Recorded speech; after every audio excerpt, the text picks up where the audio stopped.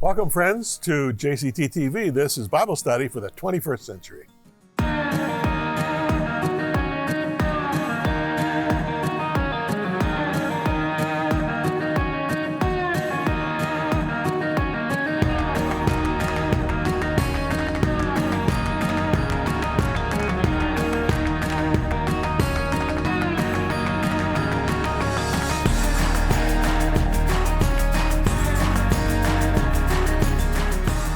So friends, this is Jim Cantelon Today Television. I'm Jim Cantelon, and I've got a terrific program lined up for you today. Murray Cornelius, first of all, would be my guest. He is Executive Director of Missions for the Pentecostal Assemblies of Canada, which is allied, of course, with the Assemblies of God in the U.S. and other parts of the world. He's involved in 75 countries. What a fascinating guy. And I also have a most interesting passage to expose to you a little later in the show, so hang in there with me.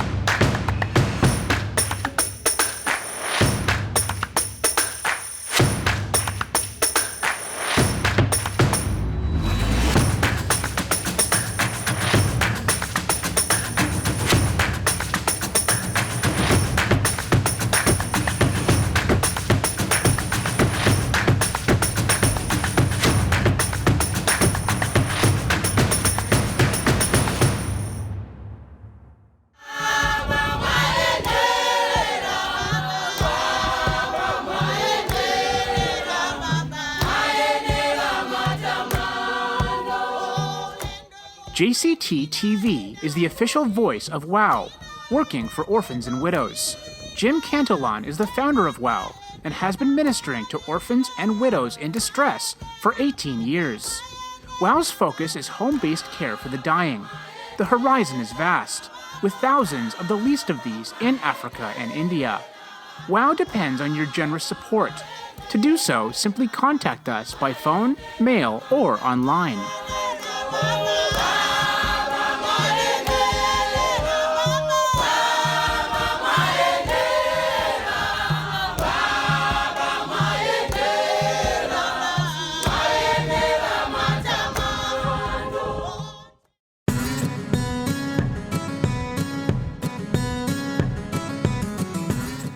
So as I mentioned off the top, I'm really pleased to have not only a man of distinction, but a guy who I can honestly say I've known for most of his life, Murray Cornelius, Executive Director of Missions for the Pentecostal Assemblies of Canada, very closely allied with the Assemblies of God in the USA and with various Assemblies of God throughout the world.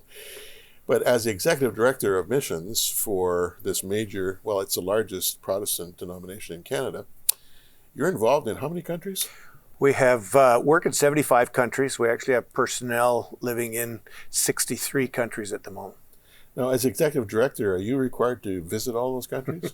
I try to visit a lot. Maybe within a 5-year span, I try to get out at some point to see everybody that's out there.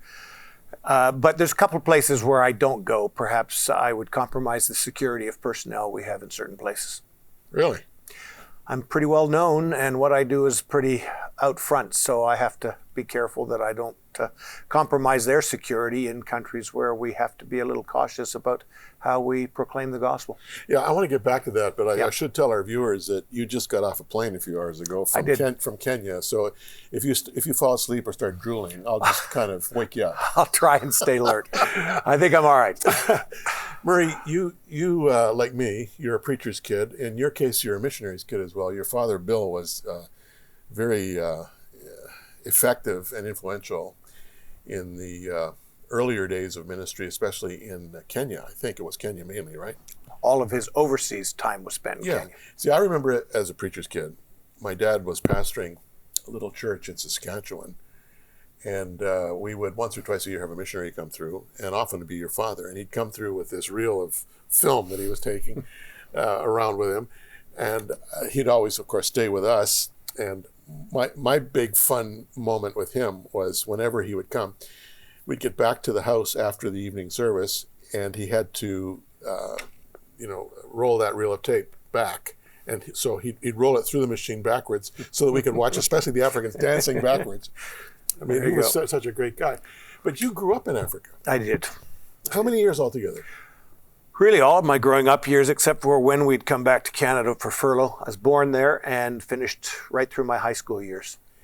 Were you born in Nairobi? No, born in a little place called Kisumu, which is where most of our work and early church planters were working up there. That's the Nyangori mission statement? It is. We didn't live there. We lived in a place called Kisi, but Kisumu was the nearest big hospital, and so that's where... So you grew up there. A lot of your friends then would have been not only missionaries' kids, but also local African kids. Sure. They said that I could speak the lingo pretty good until we went on our first furlough when I was 4, so I kind of lost it all. But early days were African kids all around. And then when it was school time, you went to Rift Valley Academy. First couple years, 3 years, we actually went to a little school south in Tanzania, about 100 miles south of where we were living, just a little Mennonite school, 27, 28 students. There were two of us in grade 1. So in grade 1, you're living apart from your family? I did, for grades 1 to 3. Really? And then when you got to Rift Valley Academy, that was for high school, right? Yeah, I started there grade 8. I had grades, parts of 3, 4, 5, and 6, 7 at home. Now, a lot of missionaries' kids who go through this kind of premature separation from the family, and maybe premature is pejorative, but nevertheless it seems to me to be premature, bear the consequences of the rest of their lives. They become kind of dislocated, disassociated. They feel kind of out of sync. This didn't seem to happen to you. How come? Well, I like to blame everything that's weird about me on those days, just as an excuse. But I suppose that my parents helped me to approach it from the attitude that this was just normal. They didn't always speak about the big disadvantages that I was experiencing, if I experienced any at all. And I can remember going to grade 1 and thinking, I've grown up, I'm a big boy now, I have to go and do this. And I just approached it in that way, and I think my parents helped me to think it through in those terms. Now, that's not as necessary today, but where my parents were living, the only other option would have been homeschooling, and that might have done more damage to the relationship I have with my parents. Not everybody is, can manage that kind of thing, and I think going to school was better for me. Homeschooling was not really in vogue in those days either. I mean, no, you didn't have the internet. You didn't have all of the resources available to people today to do that. So now, sometimes they refer to missionaries' kids as third culture kids. Do you understand what that means? And are you a third culture kid? I am. It means that essentially we are people who are neither products of our own culture, nor are we products of the culture where we're living. I didn't grow up as an African. I grew up as a Canadian living there. Yeah. And so it's the mixing of these cultures that we say I'm really part of a kind of a third culture, an in-between culture. And yeah, that would be an apt description of me. I've spent more of my life in Africa than I have in Canada. You came back to North America when you were 18. Yeah. Did you go through any major kind of cultural adaptation issues? Just the first year you come back, I'm going to university.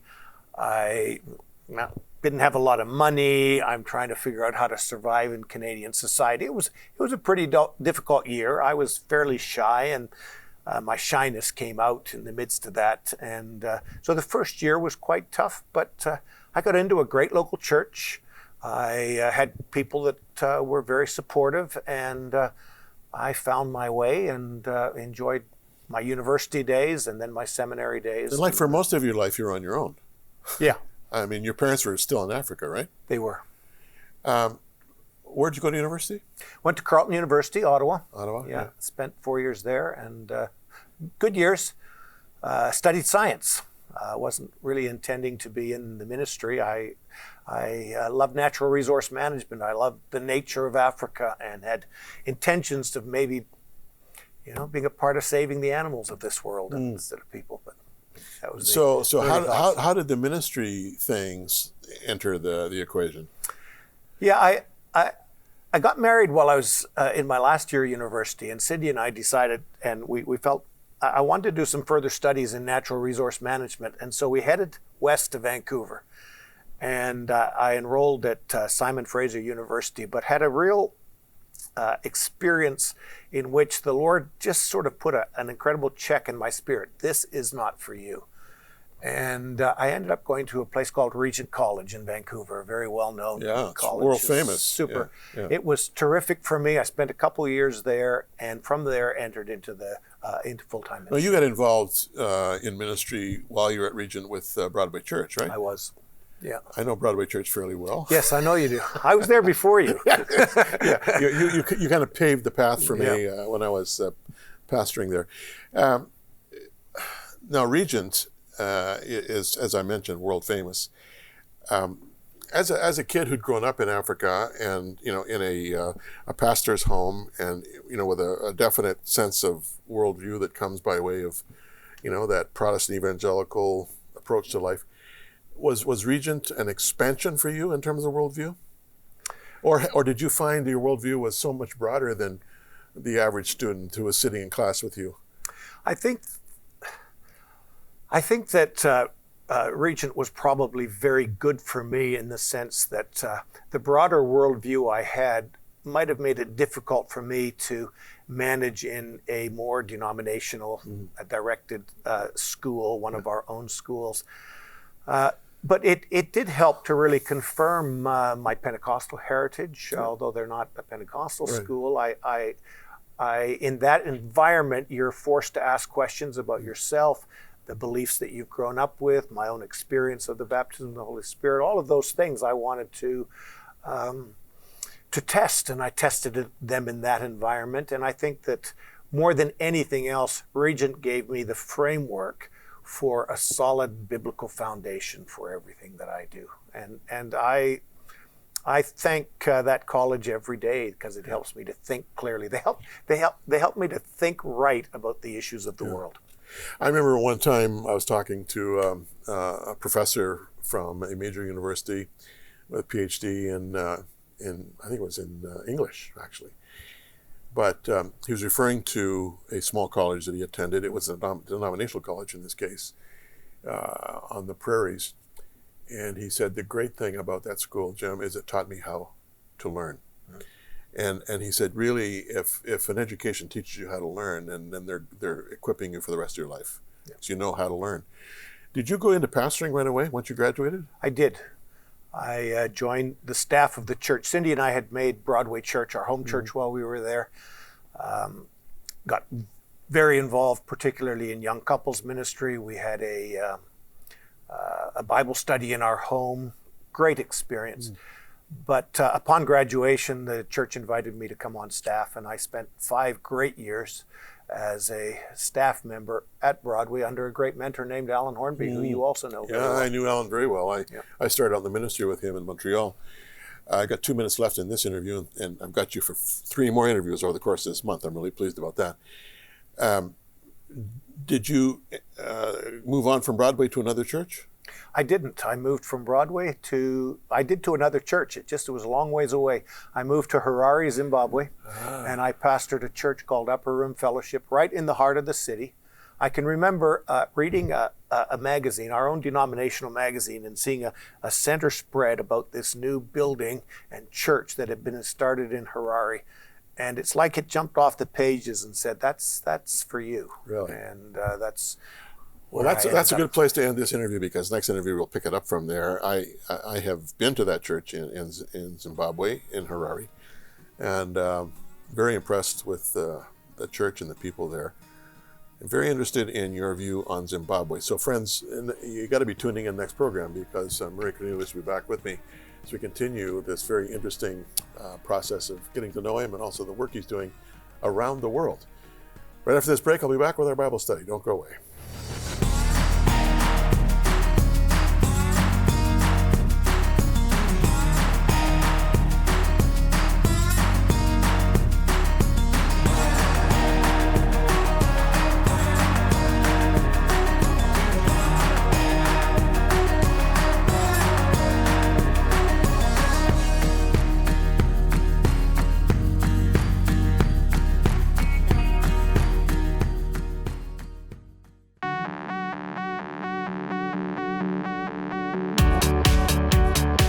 Jim Cantelon Today is a program dedicated to the teaching of the good news of Jesus Christ. This all through the Gospels of Matthew, Mark, Luke, and John. JCT also brings to you encouraging testimonies and stories from Christian leaders all over the globe. If this program has added value to your life, would you please consider becoming a partner? To do so, simply contact us by phone, mail, or online.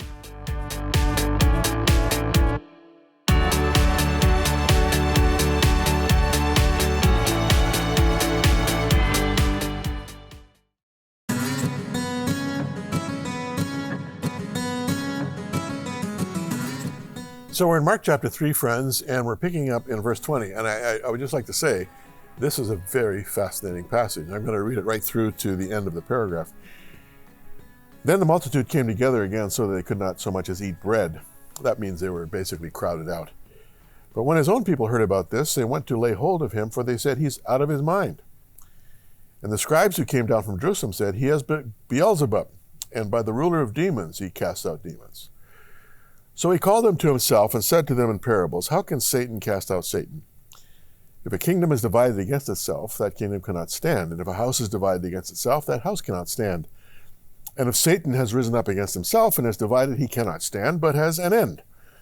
No one can enter a strong man's house and plunder his goods unless he first binds the strong man, and then he will plunder his house. Assuredly, I say to you, all sins will be forgiven the sons of men, and whatever blasphemies they may utter. But he who blasphemes against the Holy Spirit never has forgiveness, but is subject to eternal condemnation, because they said he has an unclean spirit. Then his brothers and his mother came, and standing outside they sent to him, calling him. And a multitude was sitting around him, and they said to him, look, your mother and your brothers are outside seeking you. But he answered them, saying, who is my mother or my brothers? And he looked around in a circle at those who sat about him, and said, here are my mother and my brothers, for whoever does the will of God is my brother and my sister and mother. All right, now this is an absolutely fascinating passage, friends. It is not often preached or taught. It's controversial, but I'm just going to go right into it and try to deal as honestly as I can with what we've just read. Okay, first of all, Jesus' reputation was already swelling, even though his ministry had just begun. And people were crowding in, sometimes in their thousands, to the point where, as we have seen in past studies in Matthew and into Mark, and we'll see again in the future when we get into further Mark, Luke, and then into John, sometimes they're in the tens of thousands of people crowding in on Jesus. Huge issue. Crowd dynamics being what they are, you can be sure from time to time the 12 disciples had to almost act as security for Jesus because his life could have been a threat. In fact, in one case, people were trampling one another. There were so many people there. Anyway, in this case, there's such a multitude, they just couldn't even eat. There were people in the house, people outside the house, surrounding, the whole neighborhood. So in verse 21, when his own people heard about this, they went to lay hold of him, for they said he's out of his mind. Now, his own people, who's that? He's referring to his family, all right? And we'll get to this a little later in the passage as well. So his family are concerned about him to the point where they're saying he's crazy. And then the scribes, verse 22, are saying he has Beelzebub. The actual name in the Hebrew is Beelzebul, okay? But they said by the ruler of demons, he's casting out demons. They were trying to explain his miraculous healing power and his power to deliver people from spiritual oppression by saying he's a super demon. That's essentially what they're saying. He's a super demon.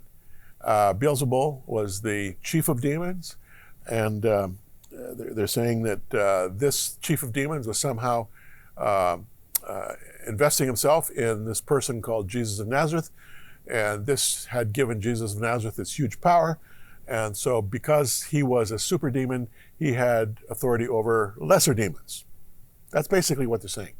So his family are saying it's crazy, and the religious leaders are saying he's demon-possessed by the prince of demons. Okay, that's what's going on here.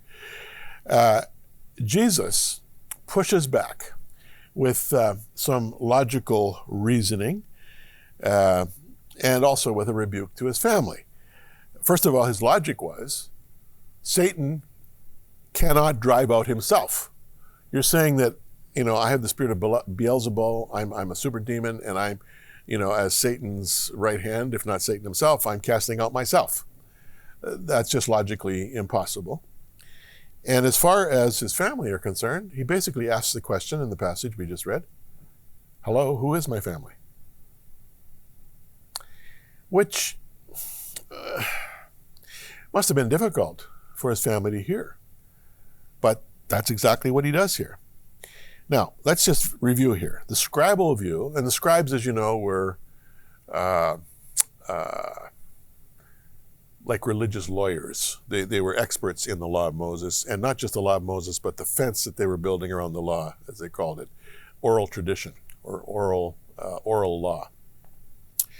The scribal view was that a worker of miracles could be in league with Satan. And a powerful demon could cast out a lesser demon. So sooner or later, the miracle worker would be carried off by a greater demonic force. And so this guy, Jesus of Nazareth, he's got this outstanding power, but don't be deceived. It's from hell itself, and at some point he's going to be eclipsed by hell itself. That's essentially what they're saying. They can't deny that healings are taking place. They can't deny that people are being delivered of evil spirits. But this is how they explain it. He's a super demon. Okay?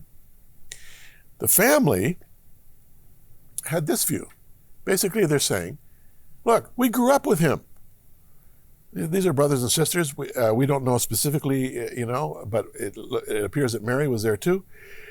We never saw any of this healing and deliverance ministry, in his youth and his young adulthood. I mean, the guy's 30 years of age. At that time in history, 30 was, getting pretty old.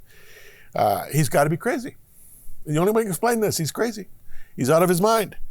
And so we've had a family conference. We're going to take responsibility for him. We're going to put him under our care.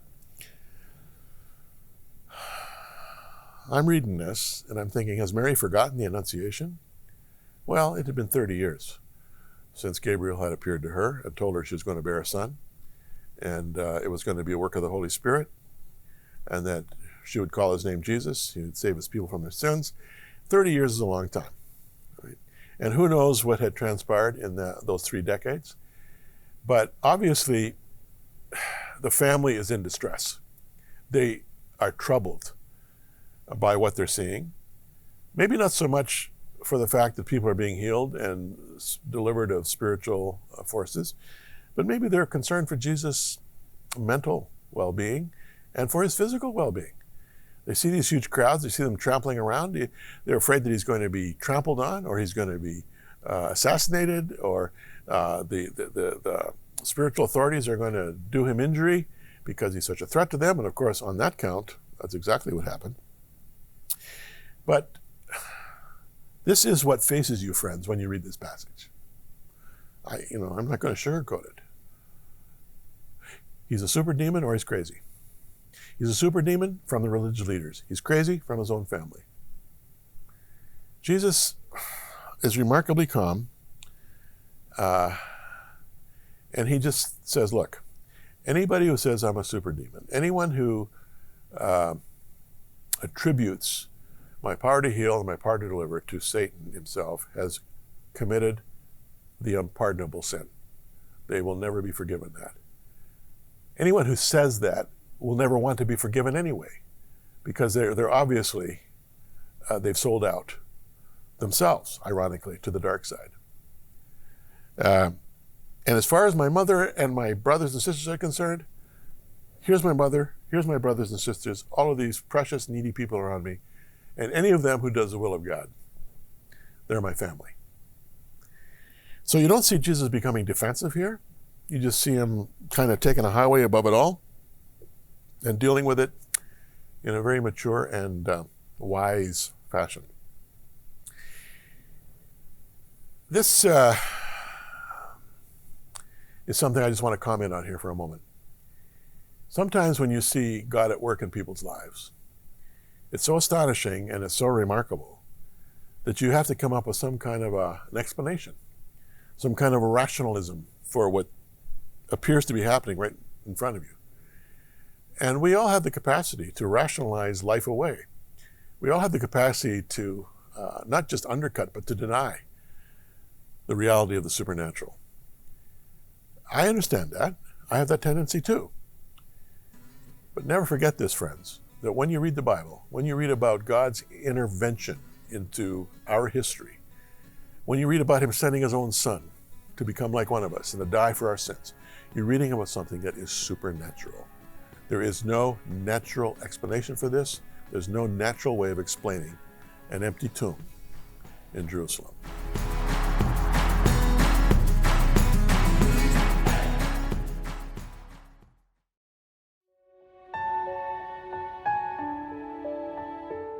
The Bible tells us that true religion is visiting orphans and widows in their distress.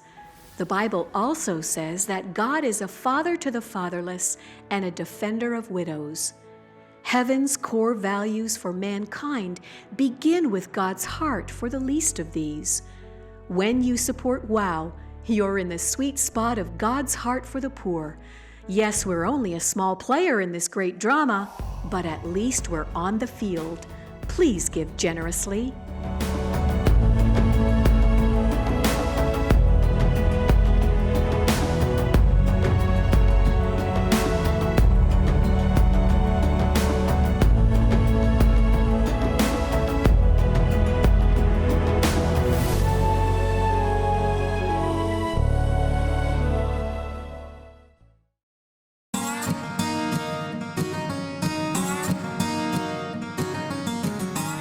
Friends, if you're seeing our WOW promotions on the program, that's simply because Working for Orphans and Widows is a ministry that's now 20 years of age that my wife and I began as the Lord led us, working with orphans and widows, those who are the most vulnerable, the least of these, if you will, mainly in sub-Saharan Africa.